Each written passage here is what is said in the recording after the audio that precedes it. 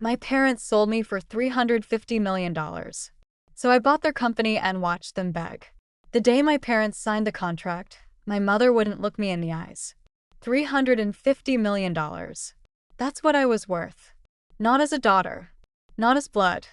Not as family. As a signature. I was 19 years old when they traded me like an asset in a merger between our family's corporation and Blackridge Global Holdings. It wasn't called selling your daughter, of course. It was called a strategic alliance. It was called legacy protection. It was called marriage. But when a billionaire twice your age slides a contract across a mahogany table and your father says, "Sign it, Amelia. This secures our future," you realize exactly what you are. Collateral. My family owned Hale Industries, a mid-sized manufacturing empire built by my grandfather. But by the time I turned 19, it was crumbling under bad investments and reckless expansion. Enter Victor Langston, founder of Langston Capital. Net worth in the billions. Reputation colder than winter in Manhattan. He offered $350 million in exchange for majority control of Hale Industries. And me. It wasn't explicitly written that way. The paperwork described a marital union to strengthen executive alignment. But everyone in that room knew. My father's hand trembled as he pushed the pen toward me. Not from guilt. From desperation. "You'll live like a queen," my mother whispered. "Queens don't get traded." I signed. That night, my last name stopped meaning family. It meant transaction. And as the ink dried, I made myself a promise. One day, they would regret teaching me how business works. Victor expected a quiet wife. Decorative. Polished. Obedient. What he got was a student. I listened in every board meeting. I studied balance sheets at night. I memorized acquisition strategies, leverage tactics, hostile takeover mechanics. He underestimated me. So did my parents. Within 5 years, I wasn't just attending meetings at Langston Capital, I was running divisions. Within 8, I orchestrated a deal that doubled our portfolio valuation. Victor started introducing me differently. "This is my wife," became. "This is Amelia Langston, the architect behind our West Coast expansion." He never loved me, but he respected me. That was enough. And when he died unexpectedly from a heart attack at 58, he left me something my parents never intended me to have. Control. Not just of Langston Capital, but of myself. And I knew exactly where I was going to invest next. Hale Industries survived on the $350 million infusion, but my father never evolved. He clung to outdated systems, ignored digital transformation, refused strategic pivots. The market punished him, quietly at first, then brutally. By the time analysts started whispering bankruptcy, I was ready. Through a series of shell acquisitions and silent stock purchases, Langston Capital began buying Hale shares. They never saw my name. They never suspected. At the emergency board meeting, my father ranted about corporate vultures circling.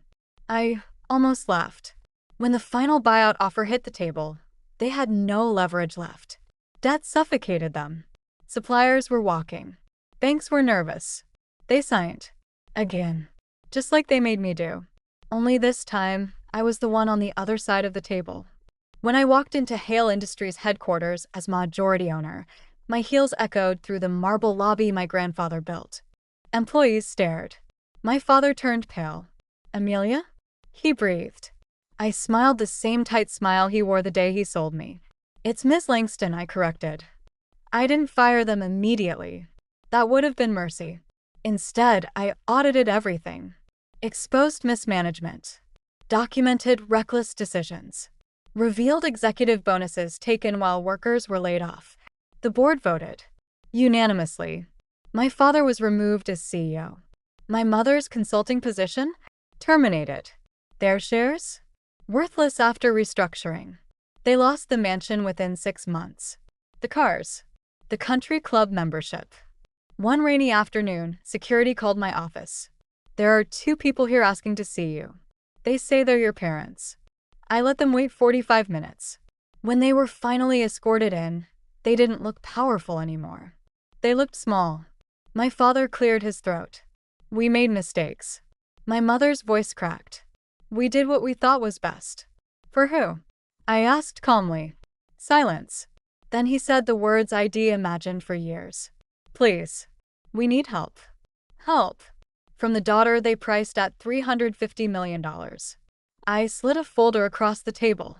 Inside was a modest job offer. Entry-level advisory roles. Salary barely above average. No executive perks. No power. No legacy. Crumbs. You can earn your place, I said evenly. Just like I did. My father's hands shook as he opened the folder. And that's when he noticed the clause at the bottom. A morality provision. If they spoke publicly about the past, if they tried to reclaim control, they'd walk away with nothing. Again. He looked up at me, realization flooding his face.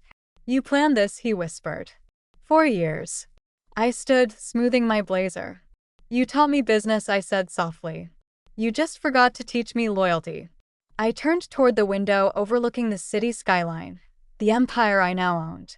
Behind me, I heard my mother start to cry. But hey, race the part no one expects. As I reached the door, my assistant rushed in pale. Ma'am, there's a problem. I frowned. What kind of problem? She swallowed.